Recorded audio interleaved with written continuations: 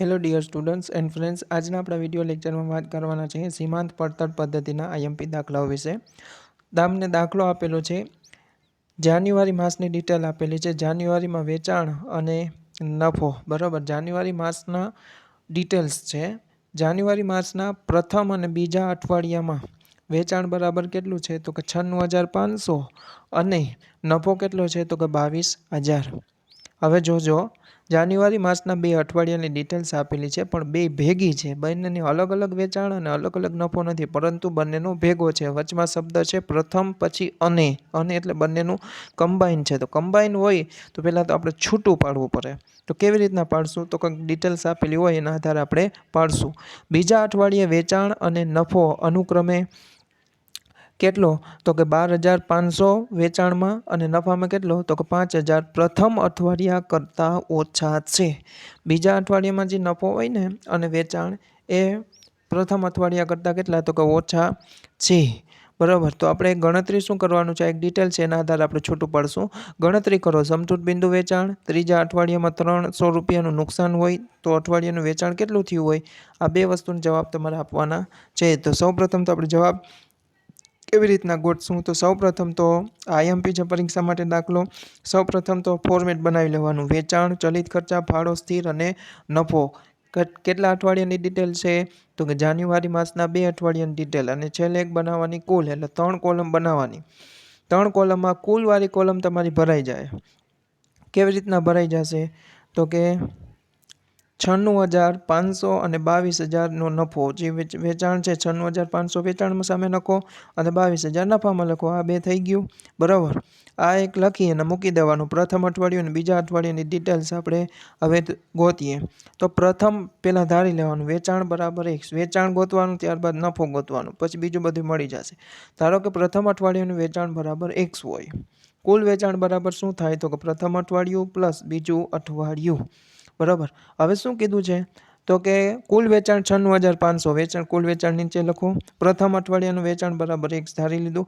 બીજા અઠવાડિયાનું વેચાણ બરાબર શું? તો કે દાખલામાં કીધું છે બીજા અઠવાડિયાનું વેચાણ છે એ પ્રથમ અઠવાડિયા કરતાં કેટલું છે? તો કે 12,500 ઓછા છે. તો x - 12,500.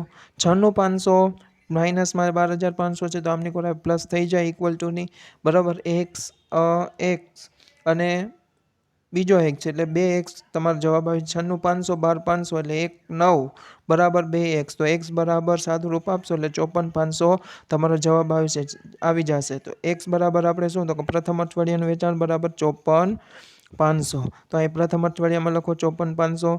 તફાવત દ્વારા બીજું ગોતી લ્યો. 54,500 જે આવ્યા છે, બરાબર, એ 96,500માંથી 54,500 બાદ કરો એટલે 42,000 બીજા અઠવાડિયાનું વેચાણ તમને ઓટોમેટિકલી રિસીવ થઈ જાય, મળી જાય. પછી પ્રથમ અઠવાડિયાનો નફો બરાબર x ધારી લેવાનો. હવે નફાનું વારો. વેચાણ થઈ ગયું પૂરું. કુલ નફો બરાબર શું થાય? તો કે પ્રથમ અઠવાડિયું પ્લસ બીજા અઠવાડિયાનો નફો. કુલ નફો 22,000 રકમ આપેલા છે. પ્રથમ અઠવાડિયાનો નફો બરાબર x ધારી લીધો. બીજા અઠવાડિયાનો નફો બરાબર શું? તો કે x - 5,000. x - 5,000 શું કામે કીધા? તો કે અમે કીધું છે બીજા અઠવાડિયાનો જે નફો છે પ્રથમ કરતાં કેટલો? તો કે 5,000 ઓછો છે. તો 5,000 માઇનસ કર્યા, બરાબર. 22,000 પ્લસ 5,000 બરાબર કેટલા? 27,000 થશે. 2x બરાબર 27,000 ભાગ્યા 2 એટલે 13,500 તમારો જવાબ આવશે. x બરાબર પ્રથમ અઠવાડિયાનો નફો 13,500 મૂકો પ્રથમ અઠવાડિયાના નફાની નીચે. બીજા અઠવાડિયાનો નફો કેવી રીતના? તો કે 22,000માંથી 13,500 બાદ કરો તો 8,500 તમને ઓટોમેટિકલી મળી જશે. એટલે આ બે થઈ ગઈ ખાના પૂરતી. હજી 3 વસ્તુ બાકી: ચલિત, ફાળો અને સ્થિર ખર્ચા. ચલિત, ફાળો અને સ્થિર ખર્ચા બાકી હોય તો આપણે શું કરવાનું? પહેલાં તો સમતૂર બિંદુ વેચાણ ગોતી લેવાનું.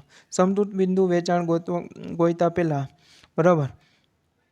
હવે તમને ડિટેલ્સ પહેલાં એકવાર જોઈ લઈએ. સમતૂર બિંદુ વેચાણ અને ત્રીજા અઠવાડિયામાં 300નું નુકસાન થયું હોય તો આપણે શું કરવાનું? એ બંને વસ્તુ ગોતવાની. હવે આ ડબલ કોલમવાળો દાખલો છે તો તમને ખબર છે પીવીઆર ગોતવું હોય તો કેવી રીતના ગોતવાનું? તો કે પીવીઆર ડબલ હોય, બરાબર, ગોતવું હોય તો આપણે શું કરવાનું?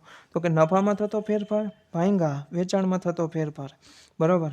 હવે નફામાં થતો ફેરફાર એટલે પ્રથમ અઠવાડિયામાંથી બીજું અઠવાડિયું બાદ કરો તોય ચાલે, અથવા બીજામાંથી પ્રથમ કરો તોય ચાલે. જો ખાસ કરીને એ જોવાનું, પ્રથમ અઠવાડિયું અહીંયા વેચાણ છે 42, બરાબર, અને અહીંયા છે 54,500 એટલે 42,000માંથી 54,500 બાદ કરો તો માઇનસમાં જવાબ આવે, બરાબર. પછી બીજા અઠવાડિયાનો નફો છે કેટલો, તો કે 8,500 અને એનો નફો છે પ્રથમ અઠવાડિયાનો 13,500, બરાબર. બાદ કરો તો માઇનસમાં આવશે, એટલે માઇનસ માઇનસ પ્લસ થઈ જાય છે. ઓટોમેટિક ટકાવારી છે તમારી પ્લસમાં આવી જશે.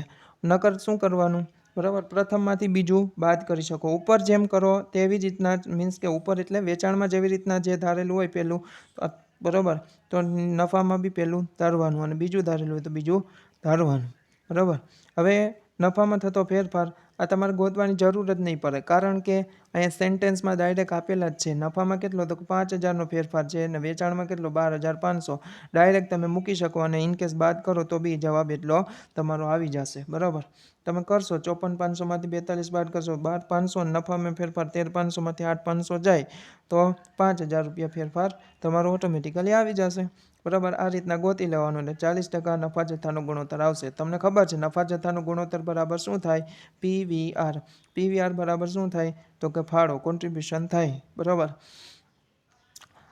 100% કુલ વેચાણ હોય આપણે કોઈ બી, બરાબર, ફાળો 40 એટલે 60 ચલિત થઈ જશે, બરાબર. આ રીતના મૂકવાનું. 100% એ 54,500, 60% કેટલા, 40% કેટલા, 100% એ 42,000, 60% કેટલા, 40% કેટલા, બરાબર. પછી ખાનાપૂર્તિ કરી લેવાની. 21,800 તમને મળી જશે અને બીજા અઠવાડિયામાં 16,800 અને છેલ્લે બંનેનો સરવાળો 38,600.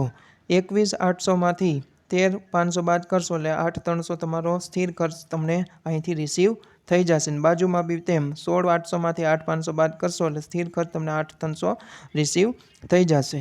હવે આપણે ત્રીજા અઠવાડિયાનું શું ગોતવાનું છે, ત્રીજા અઠવાડિયાનું વેચાણ ક્યારે, તો કે નુકસાન બરાબર 300 રૂપિયા હોય તો ફોર્મ્યુલા મૂકી દેવાનું. વેચાણ, ચલિત ખર્ચ, ફાળો, સ્થિર ખર્ચ, નફો અથવા ખોટ. ખોટ અહીં આપેલી, ખોટ લખવાની 300. સ્થિર ખર્ચ કોઈ દિન ફરે નહીં, 8,300 એમને રિવર્સથી ગાડી હાંકવાની, રિવર્સ જાય એટલે પ્લસ કરતું જવાનું, બરાબર.